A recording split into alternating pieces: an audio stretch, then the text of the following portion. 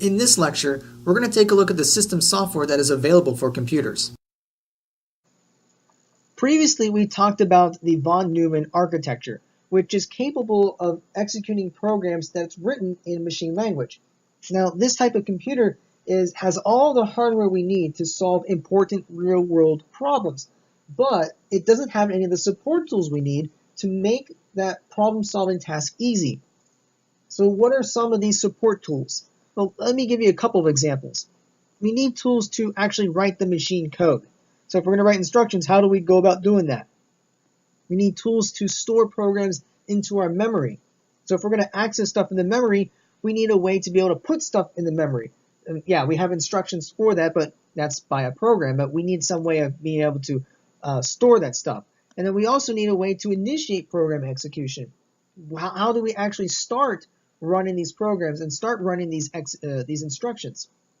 So what we find is that working directly with the underlying hardware is practically impossible. So we need something else. We need some support tools to help us with interacting with the hardware. To make a von Neumann computer usable, we must create an interface between the user and the hardware. And this interface needs to do the following things. So we'll give at least a list of some of the operations that an interface should have. It first should be able to hide from the user the messy details of the underlying hardware. We don't want the user messing with the hardware. Those details should just be hidden from the user. It should also present information about what is happening in a way that doesn't require in-depth knowledge of the internal structure of the system.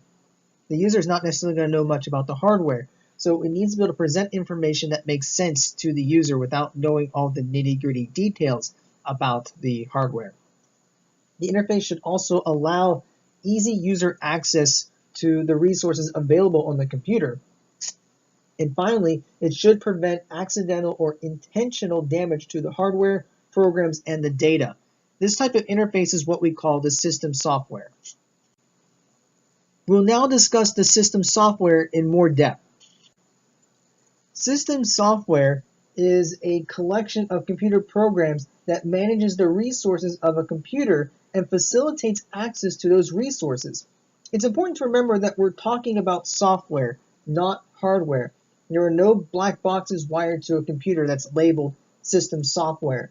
So the software consists of sequences of instructions, which are normally programs, that solve a problem. However, instead of solving user problems, such as looking up names in a telephone book, for example, system software actually solves the problem of making a computer and its many vast resources easier to access and use.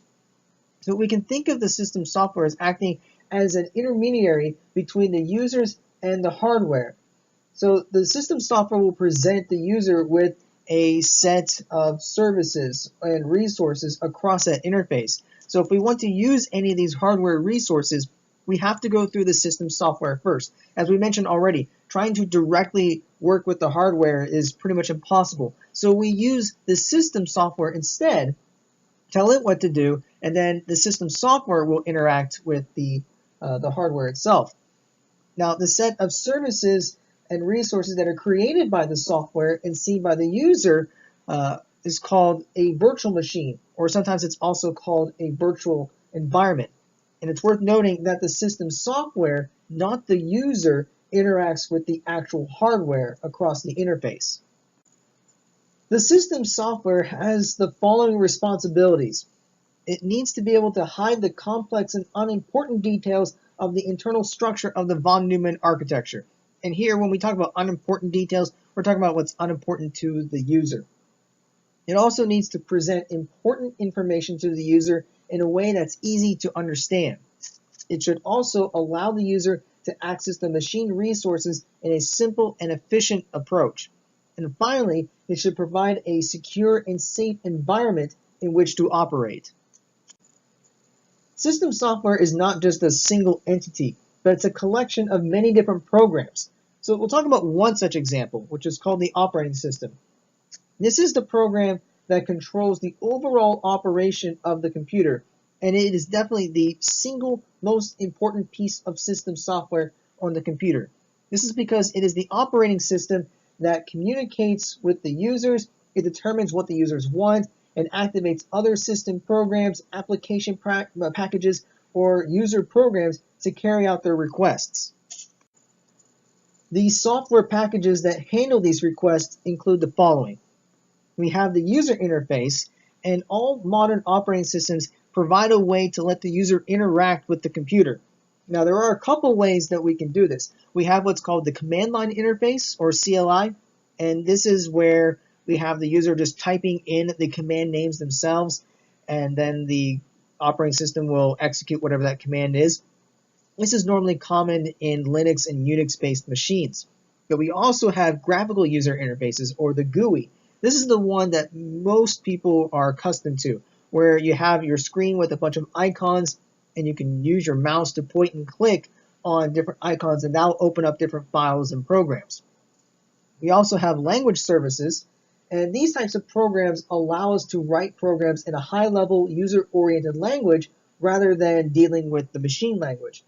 Such programs include assemblers, compilers, and interpreters, and we'll get into more details of those particular programs later on. These also often include components such as text editors and debuggers. Memory managers are another package that we will have. These programs allocate memory space for programs and data and receive this memory space when it's no longer needed.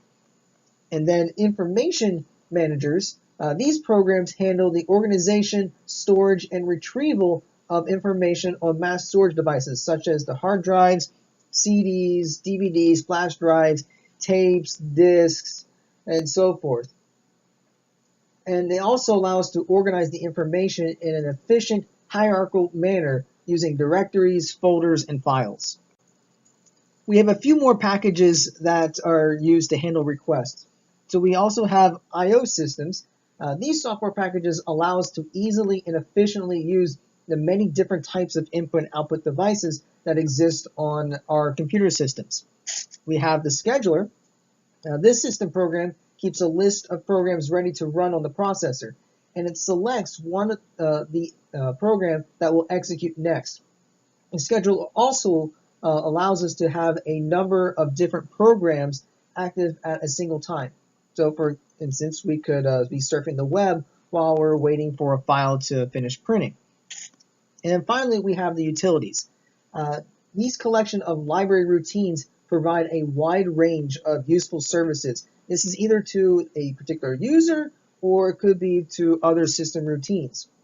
This includes things like text editors, online help routines, image and sound applications, control panels. So all these are examples of utility routines. And sometimes these utilities are organized into collections of what we call program libraries. These system routines are used during every phase of the problem-solving process on a computer. It would be almost impossible to get anything done without them. Let's take a look at an example of where we're trying to write a program, load it into memory, and then run it, and then print the results. If we had a machine without the system software, this would be a very daunting task. But on a virtual machine that's created by system software, this is actually much simpler. So let's take a look at the steps that would be involved. The first step would be that we would use a text editor to create some program, which we'll denote as P, written in a high-level English-like notation language rather than dealing with the binary language that we've already talked about. The next step would be to use the file system to store program P on the hard drive in our home directory, or maybe store it somewhere else. But the fact is that we can store it somewhere on our computer. We would then use a language translator to translate program P from a high-level language into an equivalent machine-level language program, which we'll denote as M. We would then use the scheduler to load, schedule, and run program M. This scheduler itself would use the memory manager to obtain the space needed to store program M in the memory. We would then use the I/O system to print the output of our program on some printer, which we'll call R. And then if the program did not complete successfully, we could use a debugger to help us locate the error. We can then use a text editor to correct the program, and then the file system to store the newly modified program. And it's also worth noting that most of these operations, not all, but most, are easily invoked using mouse clicks on the graphical user interface that's provided by the operating system.